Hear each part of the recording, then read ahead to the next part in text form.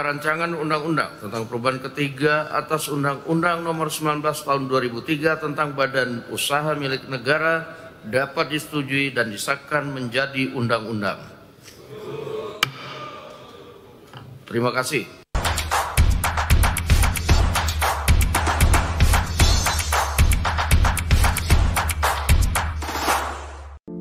Revisi Undang-Undang BUMN harus membawa harapan pertumbuhan ekonomi, bukan balas jasa politik.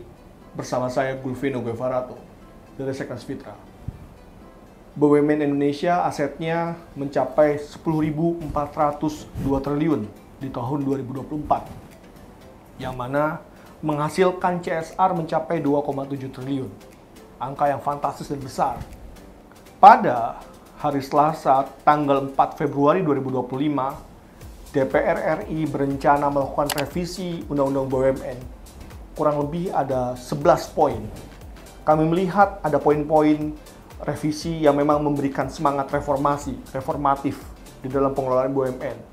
Keterlibatan disabilitas di dalam pengelolaan BUMN, keterlibatan perempuan untuk bisa menjadi direksi, kemudian good corporate governance di dalam pengelolaan BUMN dan sebagainya. Kami rasa itu poin yang baik, positif. Ada beberapa kritik yang kami layangkan terhadap proses revisi BUMN. Revisi ini dilangsungkan di akhir pekan. Seharusnya anggota DPR RI bisa bersantai di hari libur, bekerja. Tapi kami tidak tahu ini bekerja untuk siapa. Untuk rakyat, atas nama rakyat, atau mengatasnamakan rakyat saja tapi bukan untuk rakyat. Ada beberapa poin yang kami rasa patut untuk dikritisi. Pertama, kekayaan BUMN yang dipisahkan dari kekayaan negara untuk mempermudah aksi korporasi BUMN. Fitra melihat aksi korporasi BUMN jika kemudian tidak dibatasi atau atas dasar aksi korporasi, yang mana kemudian setiap tahun ada PMN yang masuk, kemudian BUMN melakukan aksi korporasi tanpa ada batasan yang jelas, ini bisa berbahaya.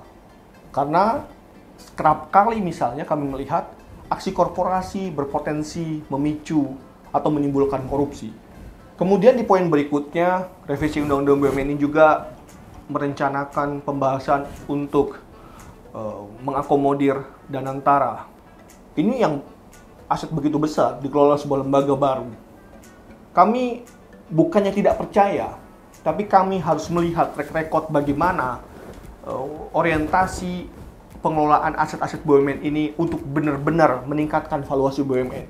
Jangan sampai kemudian dengan mengkanalisasi aset BUMN ke dalam suatu lembaga yang kita sebut dengan Danantara tadi, menjadi juga tidak jelas bagaimana kemudian dampak bagi pertumbuhan BUMN itu sendiri.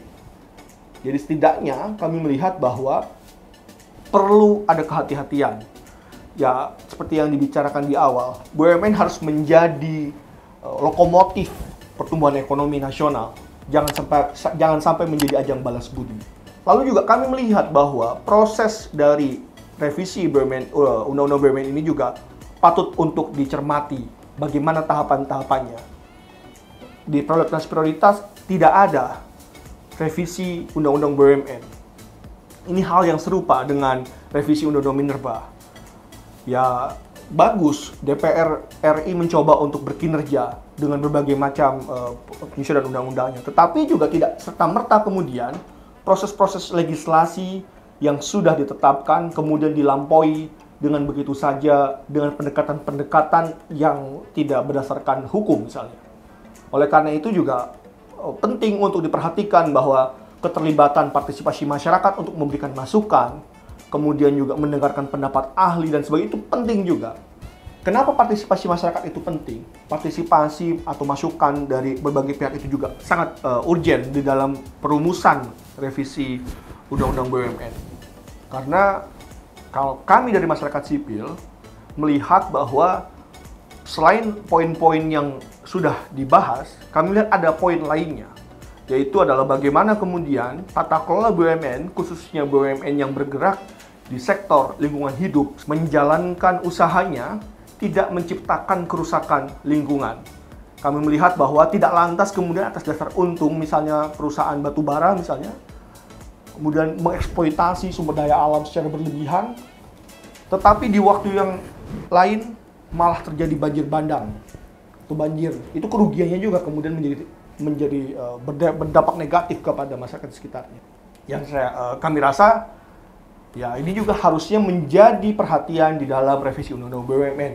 Bukan hanya membicarakan soal kekayaan negara saja, tetapi juga harus mempertegas dan memperjelas orientasi kerja dari BUMN itu seperti apa.